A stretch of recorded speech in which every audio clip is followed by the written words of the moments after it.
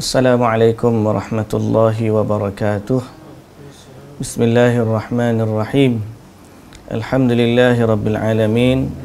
Wassalatu wassalamu ala ashrafil anbiya'i wal mursalin, Nabiyyina Muhammadin wa ala alihi wa sahbihi ajma'in. Rabbi shrah li sadri wa yassir li amri wa hlul 'uqdatan bil lisani yafqahu qawli, amma ba'du. Puji dan syukur bagi Allah Subhanahu wa taala, Tuhan sekalian alam, pemilik, pencipta, penguasa, pentadbir, penjaga. Dialah Allah Azza wa Jalla yang kita harapkan penjagaan dan pemeliharaannya. Selawat serta salam atas Nabi junjungan kita Nabi Muhammad sallallahu alaihi wasallam, juga atas ahli keluarga baginda, para sahabatnya, para pengikutnya yang setia sehinggalah ke hari kiamat. Alhamdulillah. Muslimin dan muslimat, sahabat PQDM yang dirahmati Allah, dan juga segala semua yang mengikuti siaran bacaan kita pada kitab 77 cabang iman yang dibawakan khas kepada kita semua oleh Pertubuhan Quran Daily Malaysia. Alhamdulillah, kita sampai ke cabang iman yang ke-64. Mana banyak dah cabang iman ni. Dan kita maksudkan cabang iman ialah amalan-amalan yang boleh meningkatkan keimanan kita kepada Allah Subhanahu wa taala. Kerana di sisi ahli sunnah wal jamaah, iman bukan sekadar apa yang dipercayai di dalam hati. Bahkan termasuk iman adalah ucapan di dalam lidah dan juga amalan dengan anggota. Kerana iman yang benar, dia akan berduduk di mekar di dalam hati seorang hamba dan mengalir dalam urat jantungnya, sehingga menyebabkan lisannya, anggotanya turut sama beramal memenuhi keimanan kepada Allah Subhanahu wa taala. Justru jangan sekali-kali dianggap iman itu sekadar keyakinan di dalam hati atau i'tiqad, sehingga dia kata, aku dah mengucap la ilaha illallah, tak apa dah lah nak buat apa pun. Tidak. Kalau dia tidak salat, boleh membatalkan iman dia. Kalau dia berkata dengan perkataan yang menghina agamanya, dia boleh merosakkan i'tiqadnya dan dia terkeluar daripada agama yang diredai oleh Allah Subhanahu wa taala. Jadi perhatikanlah amalan-amalan kita, biarlah jalan-jalan keimanan yang kita ambil itu benar-benar merupakan jalan keimanan yang diredai oleh Allah Subhanahu wa taala. Biarlah apa yang kita i'tiqad sebagai jalan keimanan adalah jalan yang sahih, jalan yang benar, yang datang dari Al-Quran dan juga As-Sunnah dari Nabi sallallahu alaihi wasallam. Kita tak nak orang tu dia anggap ini jalan iman, tapi bila dia buat jalan tersebut, jalan itu menyimpang daripada petunjuk Allah dan Rasul. Sebab tu sahabat-sahabat PQDM yang dirahmati Allah dan juga sahabat-sahabat lain yang dirahmati Allah, kembalilah kepada teks nas Al-Quran dan hadis yang merupakan wahyu dari Allah untuk kita kenal apakah dia jalan iman yang sebenar. Baik, kita menyambung bacaan kita pada siri yang ke-39 pada hari ini, iaitu pada cabang iman yang ke-64, salat ke atas ahli kiblat yang meninggal dunia. Yakni salat jenazah lah. Salat jenazah kepada ahli kiblat yang meninggal dunia. Apa maksud ahli kiblat di sini? Ahli kiblat ialah orang yang beriman kepada Allah. Ahli kiblat ni maknanya orang salat menghadap kiblat yang sama Islam lah. Dia kita panggil ahli kiblat. Kalau dia tak semayang macam mana? Tak nak ada kiblat. Sebab tu yang kita kata, orang yang tidak salat boleh terbatal keimanan dia. Sebab dikenali ahli iman Islam dengan ahli kiblat. Jadi ahli kiblat mana orang solat lah. Kan? Kalau orang tu tak solat, macam mana dia jadi ahli kiblat? Sebab dia tak menghadap ke kiblat. Tu dia. Jadi berdasarkan hadis Nabi sallallahu alaihi wasallam, salat jenazah ni menjadi satu keutamaan dan amalan yang utama di dalam Islam, sehingga mencapai atau menjadikan dia sebab menambahkan keimanan. Mana hadisnya? Hadis Abi Hurairah radhiyallahu anhu dalam sahihain, Nabi sallallahu alaihi wasallam bersabda, "Haqqul muslimi 'alal muslimi khamsun, raddus salami wa 'iyadatul marda wa tashmitul 'atish wa ittiba'ul janaiz wa ijabatud da'wah." Hak muslim ke atas muslim yang lain ada 5. Pertama, menjawab salam. Kedua, menziarahi orang sakit. Ketiga, mendoakan orang bersin. Keempat, mengiringi jenazah. Dan kelima, memenuhi jemputan. Jadi, hak orang Muslim ni menjadi kewajipanlah ke atas dianya untuk melaksanakannya. Jadi, dalam hadis ni termasuklah hak Muslim ini ittiba'ul janaiz, mengiringi jenazah. Dalam erti kata mengiringi jenazah ni bermula daripada menghadiri kematiannya, salat ke atasnya dan juga mengebumikannya di kubur. Jadi ittiba'ul janaiz ni adalah mengikuti jenazah, mengiringi jenazah, bermaksud termasuk salat ke atas jenazah. Jadi salat atas jenazah ni adalah salah satu daripada cabang iman yang dirahmati Allah, yang diredai oleh Allah Subhanahu wa taala. Dan dalam hadis Thauban dalam Sahih Muslim, Nabi sallallahu alaihi wasallam sebut, "Man shalla ala janazatin falahu qirat, wa man shahida dafnaha falahu qiratan, al-qirat mithlu Uhudin." Dalam hadis Nabi sallallahu alaihi wasallam sebut, sesiapa yang menunaikan salat jenazah ke atas jenazah, salat ke atas jenazah, baginya qirat. Qirat ni bahasa kita lebih kurang karat. Emas 1 karat, emas 2 karat, macam tu. Emas 3 karat, emas 10 karat, 10 karat apa tu. Jadi dalam istilah agama ada juga qirat. Biasanya qirat ni digunakan untuk kiraan emas lah. Jadi Nabi kata, kalau siapa salat jenazah dia dapat emas 1 qirat.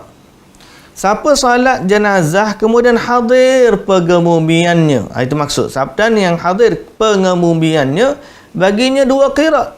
2 qirat emas. Jadi al-qirat, 1 qirat yang Nabi bagi tahu ni sama tak dengan qirat di dunia? Jawapannya tak sama. Qirat di akhirat, Nabi kata, al-qiratu mithlu Uhudin. 1 qirat di sisi Allah, emas dia banyak mana? Segunung Uhud. Segunung seperti Uhud. Kalau 1 kali solat jenazah dapat 2 qirat tu, banyaknya tuan-tuan. Orang paling untung hak duduk di Mekah, ada je solat jenazah. Tempat kita ni kena siapa kena bayar upah bagi solat jenazah. Nak panggil datang solat. Sebenarnya kalau orang yang solat tu dia dah tahu dah pahala solat jenazah, dia tidak berhajat lagi kepada upah. Malah kalau orang bagi upah dia akan tolak. Kerana dia bimbang, kerana dia bimbang keikhlasan dia menjadi kurang andai hatinya terikat dengan salat itu atau dengan upah itu, ini menyebabkan pahalanya kurang. Jadi dia nak jaga ikhlas kalau boleh, jangan solatlah kerana Allah, jangan solat kerana upah. Berebut-rebut patutnya solat jenazah ni. Orang kita dah jadi macam package. Padahal kalau dia solat di masjid, ramainya orang datang solat kat dia. Ni nak solat kat rumah nak kena panggil orang. Bila nak panggil orang, tak boleh panggil ramai-ramai, tak cukup duit nak bayar. Aduh, ada juga orang macam tu. Setengah-setengah orang tu dia takut nak ajak ramai orang datang solat jenazah kepada ahli keluarga dia kerana takut nak bayar upah tak cukup. Alangkah peliknya amalan masyarakat di zaman ini. Kalau dia ada orang yang solat kepada dia, alhamdulillah. Memang kita nak bilangan yang ramai 40 orang paling kurang. Tapi janganlah sampai upah-upah ni nak panggil. Kalau orang tu tahu ada kebaikan solat jenazah, dia datang. Pasal apa? Nabi SAW kata, satu solat jenazah seperti qirat. Solat jenazah dan ikut ke kubur, 2 qirat. Satu qirat tu sebesar gunung Uhud. Emas sebesar gunung Uhud. Jadi sebab tu jangan kita rasa beban untuk solat jenazah ni. Kalau ada orang tak ajak kita pun, kita tahu ada solat jenazah, ada kematian hari ni masjid kita ni. Siapa dia tahu mati, dia kata, tapi tak apalah, aku nak pergi solat jenazah. Dia hadir solat jenazah di masjid tu, dia dapat pahala tu. Walaupun dia tak kenal pun siapa yang disolatkan tu. Jadi sebab itu saya galakkanlah muslimin dan muslimat berdasarkan hadis yang kita baca ni, untuk kita sama-sama melazimi solat sunat dan juga solat jenazah. Solat jenazah ni fardu kifayah, mesti disolat pada orang yang meninggal. Siapa yang dah solat, okeylah, fardu kifayah. Jadi untung siapa yang solat jenazah ni, untung cabang iman yang menguntungkan. Semua cabang iman menguntungkan. Cabang iman yang ke-65, yang ni mungkin kita pun rasa tak berapa penting pada setengah orang, tapi sebenarnya sangat penting dan pahalanya besar. Apa dia? Mendoakan orang bersin. Tuan-tuan pernah dengar tak mendoakan orang bersin?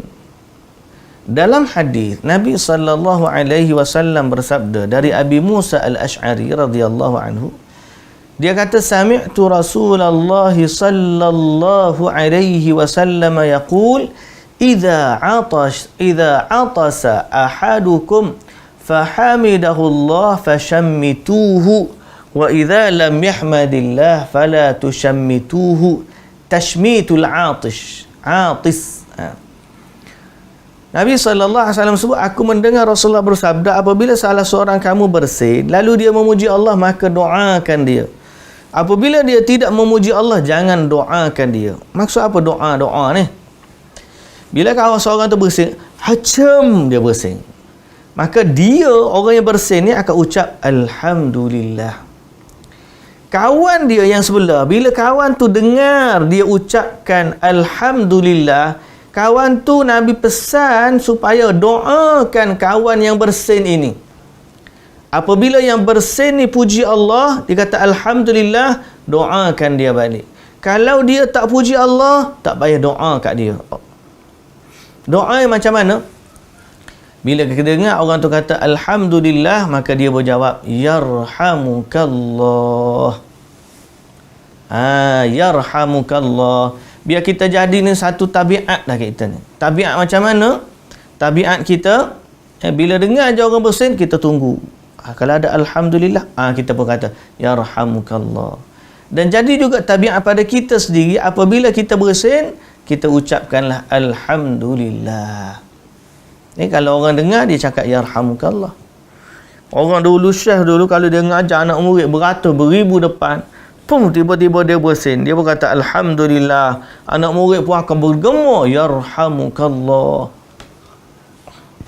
kerana beramal dengan apa yang disunnahkan oleh baginda Nabi sallallahu alaihi wasallam. Jadi ada dua dah lah, dua dah hari ni. Cabang keimanan. Yang pertama apa dia? Salat jenazah. Yang kedua, mendoakan orang bersin. Mudah je. Dua perkara hari ni mudah. Pertama, salat jenazah. Salat jenazah 4 takbir, bukan 4 rakaat. 4 takbir. Kalau 4 rakaat tu lain. 4 takbir je salat jenazah. Tashmitul atis pula, mendoakan orang bersin, 2 kalimah je. Yarhamukallah. Habis apa yang buat ni, dia menghidupkan sunnah yang mati. Ramai kita ni tak reti nak doakan orang bersin. Saya ingat dalam kelas saya waktu belajar dulu, dia sebenarnya dia ada 3. Orang bersin kata Alhamdulillah, orang mendengar kata Yarhamukallah. Kemudian orang bersin tu pula terima kasih dengan doa, dengan mendoakan orang yang mendoakan dia. Yarhamukallah, yahdikumullahu wa yuslihu balakum. Semoga Allah memberi hidayat kepada kamu dan memperelokkan hati kamu. Jadi kita pakat paling saling doa. Ramai orang tak tahu. Hacam dia bersin, dia pun pandang kiri, kadang-kadang sengih-sengih ambil tisu lap tangan. Itu je yang dia pandai. Dia tak pandai menghidupkan sunnah yang merupakan ibadah. Dia tak tahu besarnya pahala bila seorang tu bila bersin mengucapkan Alhamdulillah. Kemudian bila dia dengar, dia cakap yarhamukallah, orang ni juga dapat pahala besar. Dia pun balas balik, yahdikumullah wa yuslihu balakum. Semoga Allah bagi hidayah dan memperelokkan hati kamu. Ada kawan saya dulu waktu dalam kelas di Madinah, baru-baru masuk belajar. Jadi baru masuk belajar ni belum faham lagi lah. Dia pun orang bersin dalam kelas, dia bersin. Hacum dia bersin. Orang dia pun kata Alhamdulillah. Satu kelas kata yarhamukallah. Dia pun dah gelabah, panik. Macam mana pula orang duduk kat dia. Dia pun pandang kiri pandang kanan. Jazakallahu khair. Jazakallahu khair. Dia kata macam tu. Dia kata jazakallahu khair. Jazakallah. Oh, semua gelak dalam kelas tu. Tapi Alhamdulillah lah, termasuk doa dah juga. Jadi sebab itu pasal apa benda tu berlaku? Sebab kita tak biasa. Biasakan yang betul. Betulkan yang biasa. Sunnah ni kalau kita tak amal dia hilang. Apa tahu lagi kalau kita buat benda-benda yang tidak diajarkan oleh baginda, lagilah cepat sunnah tu akan hilang. Jadi oleh kerana itu amalkan. Bila kita bersin, ucaplah Alhamdulillah. Bila anak kita bersin, ajarlah dia ucap Alhamdulillah. Dan bila dia seseorang tu mendengar orang lain bersin dan dia kata Alhamdulillah, doakanlah kepadanya dengan lafaz yahdikumullah yarhamukallah. Yarhamukallah. Dan kawan yang bersin tu pula bila dengar kawan doakan dia, balas balik doa tu dengan yahdikumullah wa yuslihu balakum. Okey, ada sunnah tu kan. Nanti Syahir post dalam komen lah, ruang komen. Kalau ada siapa-siapa sahabat yang memiliki poster tentang menjawab orang bersin ni, bubuhlah dalam komen kat bawah tu. Baik, kita pergi kepada yang ketiga yang kita nak baca hari ni. Yang tak baca hari ni panjang. Sebab apa panjang? Sebab dia penting. Sebab apa dia penting? Sebab dia menjadi garis pemisah antara Islamnya seseorang dengan kufurnya seseorang. Apa dia? Cabang iman yang ke-66, menjauhi orang kafir dan pelaku kerosakan serta bersikap tegas terhadap mereka. Sekali lagi, menjauhi orang kafir. Orang kafir ni kena jauh. Jangan terlalu dekat dengan mereka. Dan begitu juga pelaku kerosakan. Okey, orang kafir ni dan juga pelaku kerosakan. Dan Islam menegaskan kita supaya bersikap tegas terhadap mereka. Kita hari ni kadang-kadang berlembut dengan mereka. Nak ajar benda yang bertentangan dengan mereka tak berani. Padahal mereka itu bertentangan dengan Al-Quran dan juga As-Sunnah.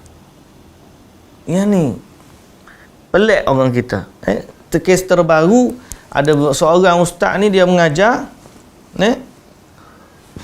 dia sebut orang yang agama yang bukan Islam tu menyembah syaitan. Maka orang pun marah. Orang-orang agama tersebut marah. Saman dia. Kawan ni ustaz ni terpaksalah minta maaf, kata saya tak maksudkan macam tu lah, ataupun macam mana dia ayat dia. Dia kata dia mohon maaf lah kerana menyinggung perasaan orang non-Muslim. Dan kuliah dia sebenarnya hanya untuk orang-orang Islam. Ajaibnya umat zaman ini. Dan ajaibnya para penguasa di zaman ini. Mereka reda dan diam apabila Islam dihina, tapi mereka bertindak dan tegas apabila agama lain dihina. Seakan-akan Islam pada mereka tidak ada nilainya dan lebih utama bagi mereka untuk menjaga hati orang bukan Islam. Apakah itu yang dikehendaki oleh Allah dalam Al-Quran? Apakah itu yang diajar oleh Nabi SAW dalam Al-Hadis? Dan apakah sifat sebegitu yang kita bawa bertemu dengan Allah di akhirat nanti? Sekali-kali tidak. Allah hanya redha Islam sebagai agama. Allah hanya redha Islam sebagai agama. Dan orang-orang yang kufur kepada Allah, jauh dia dari redha Allah Subhanahu wa ta'ala. Maka soalnya apa Islam ajar kepada kita berkaitan dengan orang-orang non-believers, orang yang tidak beriman, orang yang tidak percaya. Dan kita kena tahu bahawa orang yang tidak beriman kepada Allah, Mereka ini kedudukan dia di sisi Allah sangat-sangat hina. Kerana dia tidak beriman dengan pencipta yang telah menciptakan dia. Lalu mereka akan jadi seorang yang sangat hina di sisi Allah Subhanahu wa taala. Kerana mereka tidak percaya. Apa yang Allah Taala kata? Firman Allah Taala, لا يتخذ المؤمنون الكافرين أولياء من دون المؤمنين. Janganlah orang-orang yang beriman, orang-orang yang beriman mengambil orang kafir menjadi teman rapat yang menjadi tempat mereka dengan meninggalkan orang yang beriman. لا يتخذ المؤمنون الكافرين أولياء من دون المؤمنين. Tidaklah atau janganlah orang yang beriman mengambil orang kafir sebagai teman rapat. Jangan. Quran kata jangan ambil mereka jadi teman rapat. Teman rapat ni macam mana? Teman rapat. Sehingga mereka ni bersatu dalam semua sekali, menjaga hati masing-masing, jaga layang macam ni, sehingga akhirnya sukar untuk dia nyatakan Islamlah yang benar, agama yang selain Islam adalah batil, tidak benar. Payah semua capa je ni. Pasal apa? Sebab dia ada kawan ni nak kena jaga, berpakat, sama ada kerana politik, kerana pasukan bola, kerana hobi, kerana duduk satu taman perumahan dan seumpama dengannya. Allah Ta'ala bagi kita buat baik kepada mereka, tapi jangan sampai meletakkan kedudukan mereka itu pada kedudukan yang lebih utama daripada orang mukmin, orang muslim. Tak boleh. Malah kalau mereka tu tak faham atau mereka tu menentang agama Allah, patut lebih tegas macam mana muamalah kita dengan mereka. Jadi Allah Ta'ala kata, orang beriman tak akan ambil orang kafir menjadi teman rapat ataupun pemimpin urusan mereka. Wa man yaf'al dhalika falaysa minallahi fi syai'. Siapa yang buat demikian, yakni dia mengambil orang kafir sebagai teman rapat dan penolong mereka dari selain Allah. Siapa yang macam tu, falaisa minallahi fi syai', dia tidak ada dapat apa-apa perlindungan pun dari Allah. Ini lagi bahaya. Dalam sesuatu apa pun Allah Ta'ala tidak melindungi dia.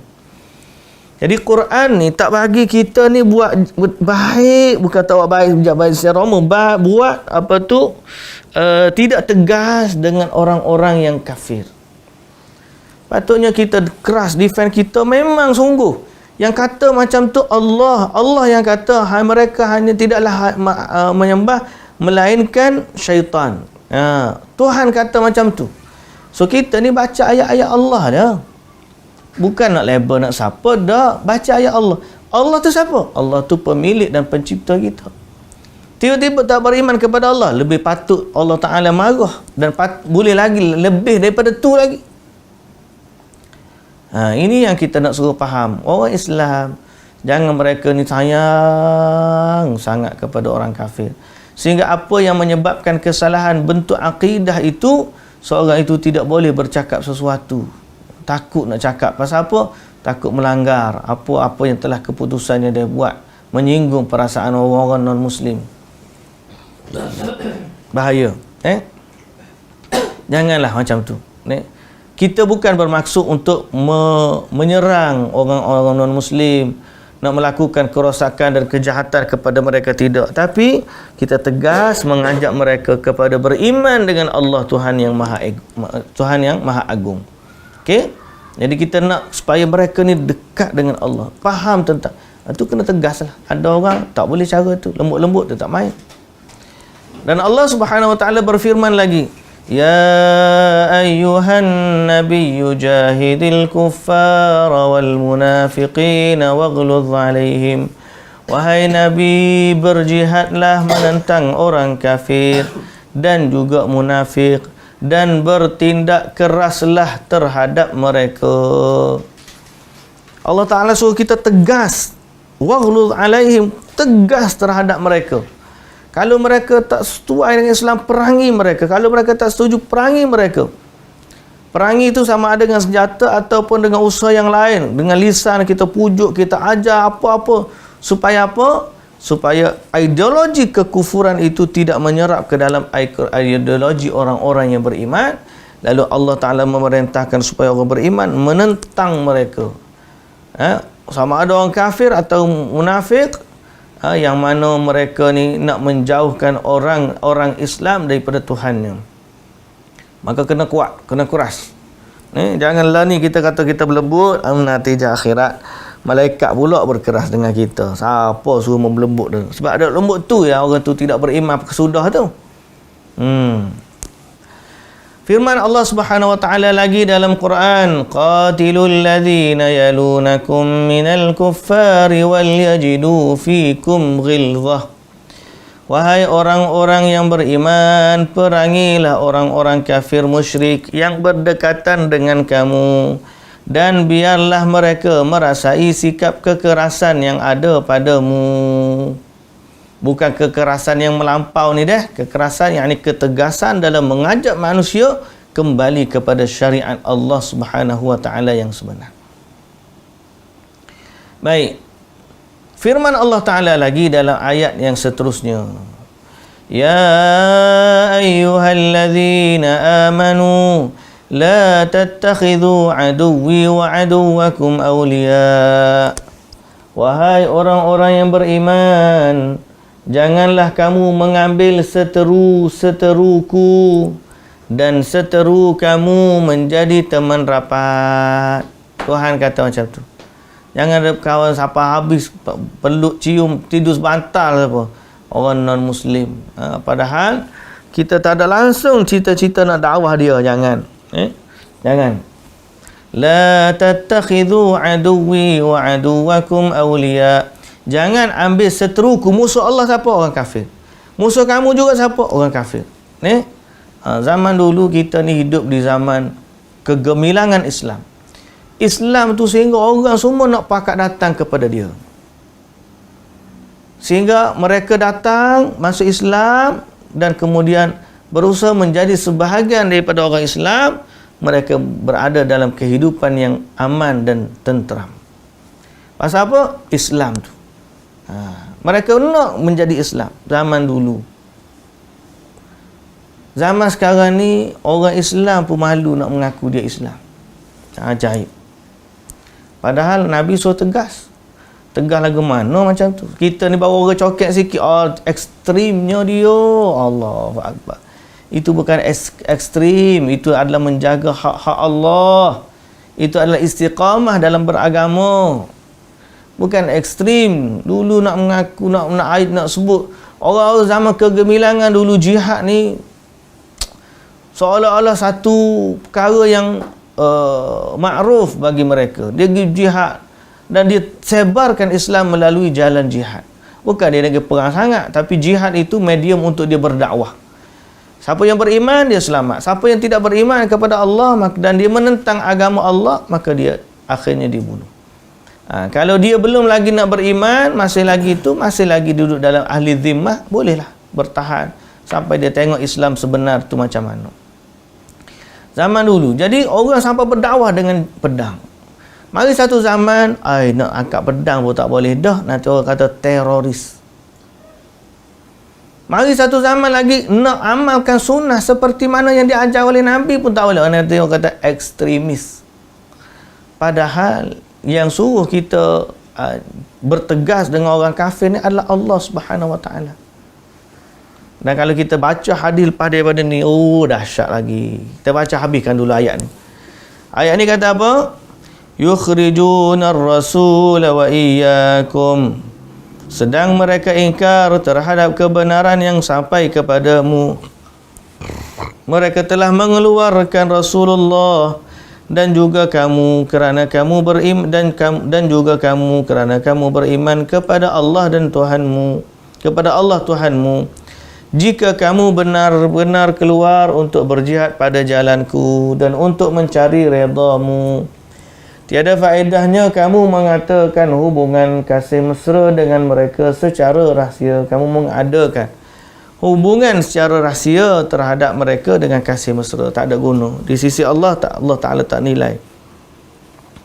Jadi di alam ayat ni, Allah Ta'ala suruh kita ni, tegas lah. Dan lah hadis berat lagi, dan kita baca dulu ayat Quran dulu. Ya ayyuhalladzina amanu la tattakhidhu aba'akum wa ikhwanakum awliya in istahabbul kufra 'alal iman, sampai akhir ayat.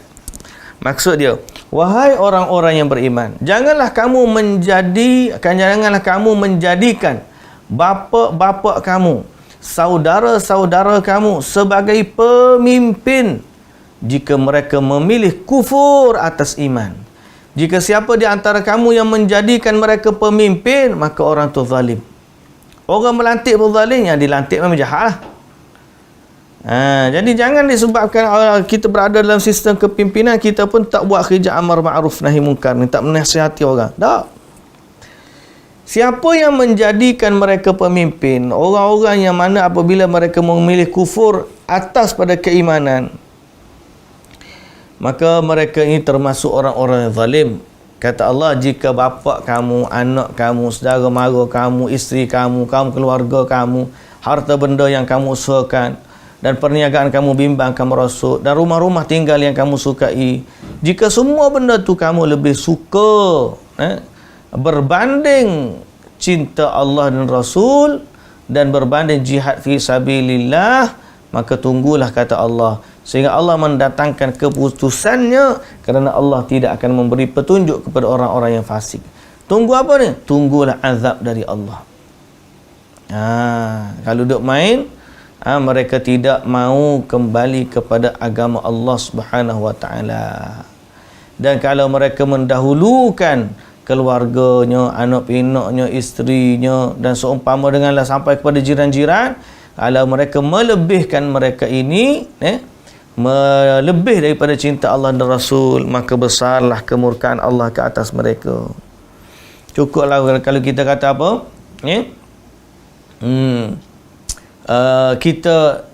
Kita sayang kepada mereka selama mana mereka juga sayang kepada Allah.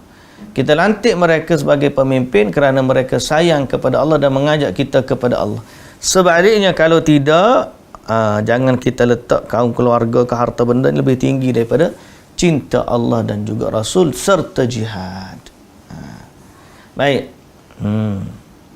Jadi dalam ayat ni sampai peringkat kalau ayah dengan anak tu, ayah jadi pemimpin atau anak jadi pemimpin, jangan angkat mereka. Jangan angkat mereka. Kalau betul-betul mereka ni mengajak kepada kekufuran. Jangan. Ini sahabbul kufra 'alal iman. Ataupun kalau mereka mendahulukan keimanan lebih daripada kekufuran, maka jangan. Ini ayat tu. Dan ayat-ayat lain banyak tentang ketegasan orang. Ini yang saya sebut, Nabi nak suruh kepada kita ni begitu tegas dengan orang kufur. Cuba perhati muslimin, ayat hadis ni. Hadis ni sahih ni, hadis riwayat Muslim. Nabi SAW kata, "Idza laqitumul musyrikin fit tariqi fala tabda'uhum bis salam wattarruhum ila adyaqiha." Nabi SAW kata, apabila kamu berjumpa orang musyrikin di tengah jalan, jangan mulakan salam kepada mereka. Ni kita ni tak ada kata, bukan mula salam, kita yang mula, kemudian ucapan kekufuran. Dahsyat. Hai, Merry Christmas. Hai, Happy Valentine Day. Hai. Kita pula lebih daripada tu. Hai, tepuk dahi. Nabi kata, kalau kita jumpa orang musyrikin kerana kita mulia dengan keimanan dan kekufuran itu adalah kehinaan, Nabi kata jangan kamu yang mulakan salam. Wattarruhum ila adyaqiha, dan biarkanlah mereka terpaksa melalui jalan yang sempit. Kalau ada dua jalan, satu jalan elok, satu jalan sempit, jangan kita kata kita memuliakan. Tak apalah, mu dulu. Dia orang kafir. Bukan sebab kita tak nak memberikan kemuliaan kepada kawan dan sahabat, tak. Tetapi di sisi Allah tu lebih utama.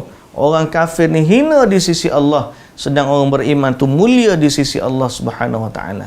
Lalu Nabi sallallahu alaihi wasallam kata, apabila orang Islam berselisih dengan orang kafir, jangan kita yang mendahulukan dengan salam, sebaliknya biarkanlah mereka terpaksa melalui jalan yang lebih sempit. Kerana kita bukan jaga kita jaga kemuliaan Allah sebagai Tuhan kita. Bila lalu satu kekasih Allah dan lalu seorang musuh Allah, tidak akan berhimpun. Lepas tu bila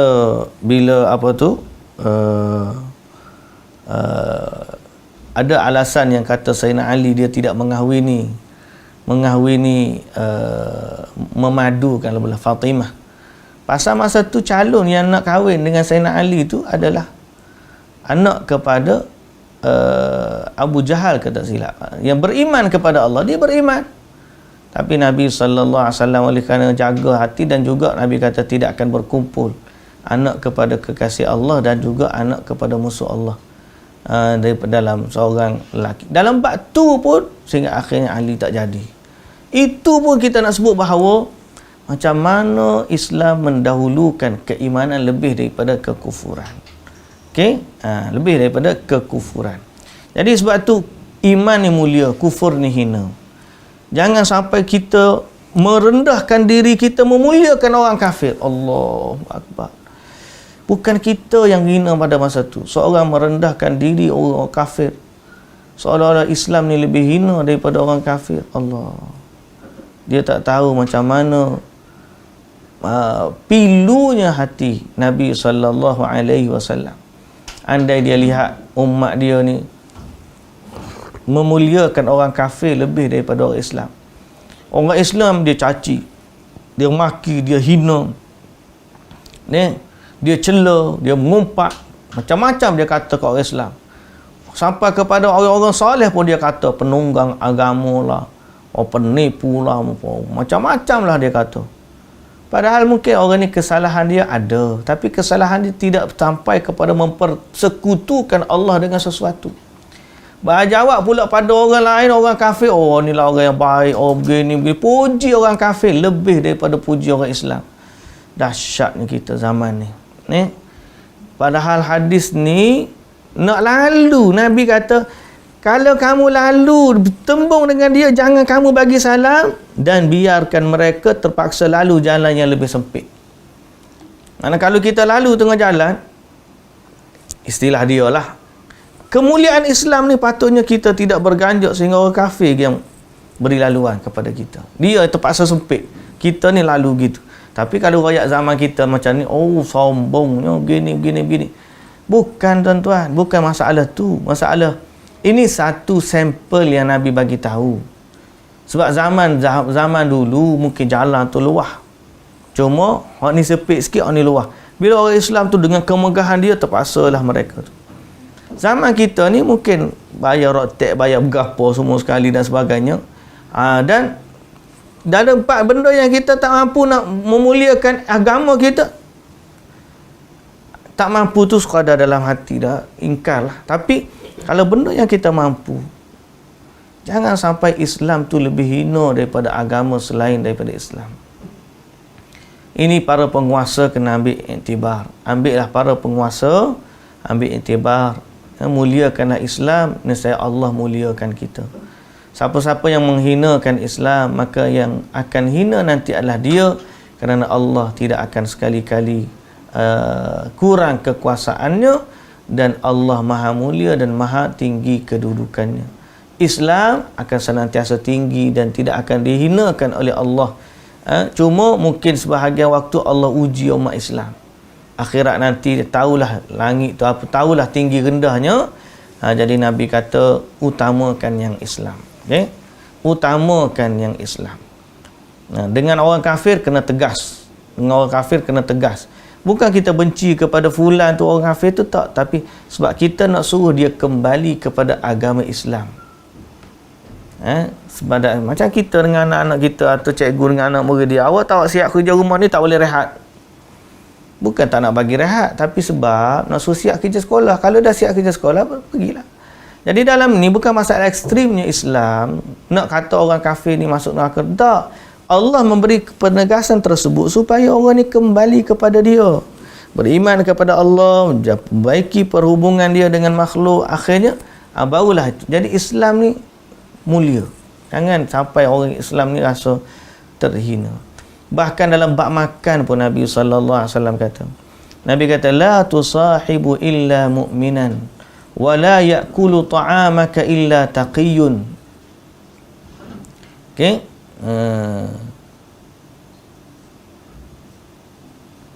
Jadi hadis ni sebut sekali lagi, kalau jalan tu luas tak ada tangan, janganlah kita pergi himpit mereka. Kalau jalan tu sempit, kita terpaksa merendah diri, tu tak. Tapi kalau jalan tu luas, tak ada kata kita pergi hadis tu lah, aman lah. Okey. Tindakan ini bukanlah untuk menjadikan Islam sukar didekati, tetapi menzahirkan kemuliaan dan ketinggian diri seorang Muslim. Nota kaki dia. Kemudian Nabi SAW kata, janganlah tiada yang boleh kamu jadikan sahabat melainkan mukmin, dan tiada yang berhak makan makananmu melainkan orang bertakwa. Ataupun bahasa mudah kita kata, janganlah kamu bersahabat sahabat karib kamu, carilah orang mukmin jadi sahabat karib kamu. Jangan sahabat karib kamu orang bukan Islam. Sahabat karib itu biar dia, melainkan kamu bersahabat dengan dia, tujuan dia kamu nak tarik dia masuk Islam. Yang tu lain. Kalau selamanya kita dah berkawan 30 tahun, 40 tahun, dia tak kenal Islam, maknanya kita bukan kerja. Bukan kita nak mengajak dia kepada Islam, sebaliknya kita redha dengan kekufuran dia. Kalau kita tak redha, kita akan rasa, aku macam mana nak ajak orang ni masuk Islam. Kita akan fikir punya fikir. Sebab apa? Kita sayang kat dia. Sebab kita tahu dalam agama kita, kalau orang tu mati di atas agama selain Islam, dia akan masuk neraka. Jadi salah satu daripada bentuk kecintaan kita kepada sahabat ialah kita ajak dia masuk Islam. So boleh berkawan dengan orang Islam dengan syarat ada tujuan nak mengajak mereka masuk Islam. Tapi kalau kita ni tak ajak langsung, kita mendahulukan kawan karib ni yang bukan Islam ni lebih daripada urusan agama. Sebab dia kaya, sebab dia sama parti dia, sebab dia sama pasukan, sebab dia sama-sama negeri. Macam-macam lah orang tu buat. Bukan kerana Allah dia berkawan, maka rugi dia. Dan Nabi SAW kata, janganlah orang makan makanan kamu melainkan orang bertakwa. Berarti kalau nak belanja makan orang bertakwa dulu. Makan orang bertakwa. Lalu orang non-Muslim tu sampingan lah. Orang beriman tu lebih utama. Pasal apa? Kita memberi makan kepada orang yang akhirnya dengan tenaga dari makanan itu dia menggunakan untuk ketaatan kepada Allah. Dan ini juga menunjukkan sayangnya orang mukmin kepada orang mukmin yang lain.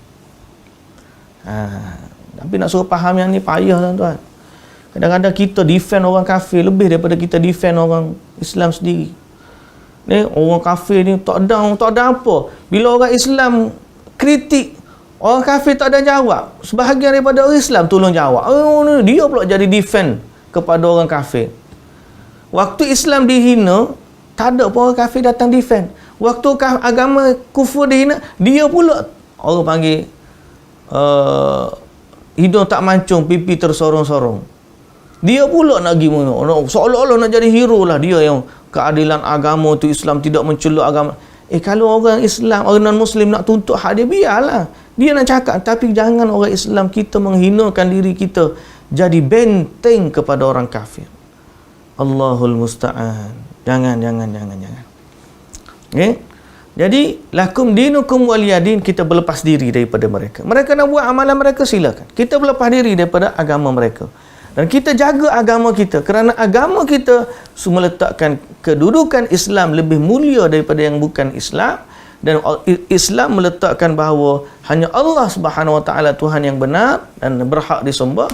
Maka kita mengasingkan diri kita sedikit untuk jaga keutamaan akidah kita. Kalau kita berkawan dengan orang musyrikin, orang non-Muslim boleh, tapi dengan cita-cita untuk memahamkan mereka tentang apa itu Islam yang sebenar. Dan kalau boleh, datanglah dia, kembalilah kepada fitrah seperti mana dia dilahirkan oleh ibu dia.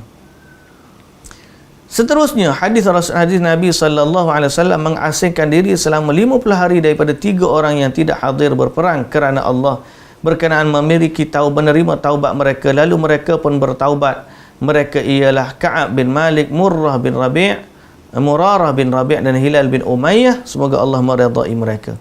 Nabi dengan sahabat ni beriman dah, cuma buat satu kesalahan yang Allah murka dan Nabi tak tahu jawapan dia, Nabi tak cakap dengan mereka selama 50 hari. Padahal ni sahabat ni. Hai. Pasal apa? Selagi Allah tidak turunkan ayat meredai mereka, mengampunkan dosa mereka, Nabi tak cakap.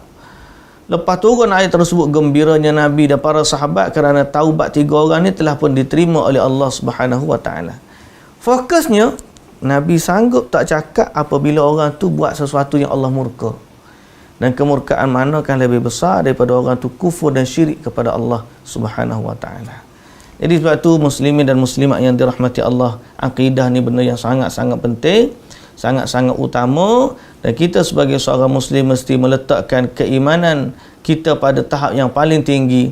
Keimanan kita kepada Allah Subhanahu Wa Taala berada pada kedudukan yang paling mulia, dan kita berlepas diri serta kita tidak jadi para benteng lah yang mempertahankan orang-orang yang non-muslim. Allahu Akbar. Macam-macam orang lah ni. Bila Islam ditendas, dia diam. Bila orang kafir, orang kritik sikit, dialah yang terkedepan membela. Dengan alasan, inilah keharmonian yang patut kita jaga. Habis tu waktu Islam diserang, kamu tidak ada tu kenapa? Islam diserang, Islam dihina, kamu diam. Orang kafir dihina, diserang, kamu pula jadi defend. Sedang kamu Muslim. Muslimkah begitu sifat dia? Orang Muslim lebih sayang kepada agamanya daripada bangsa dia. Orang Muslim lebih sayang kepada agamanya daripada rakan karibnya, daripada keturunannya. Orang Muslim lebih sayang kepada agama, lebih sayang kepada Allah dan Rasul lebih daripada segala-galanya. Jadi letaklah Islam pada kedudukan yang tinggi, dan letaklah Allah pada kedudukan dia yang sebenar, yang mulia, yang maha mulia, dan letaklah pada Nabi sallallahu alaihi wasallam pada kedudukan baginda sebagai Rasul utusan Allah yang kita ikuti teladannya sampailah hari kiamat. Wallahu ta'ala alam. Itulah yang dapat kita sampaikan pada hari ini. Ada soalan katanya Syahidan? Tak ada dah. Alhamdulillah. Alhamdulillah. Sahabat-sahabat semua, kita akan berhenti pada cabang iman ini. Kita akan sambung pada cabang iman yang ke-67.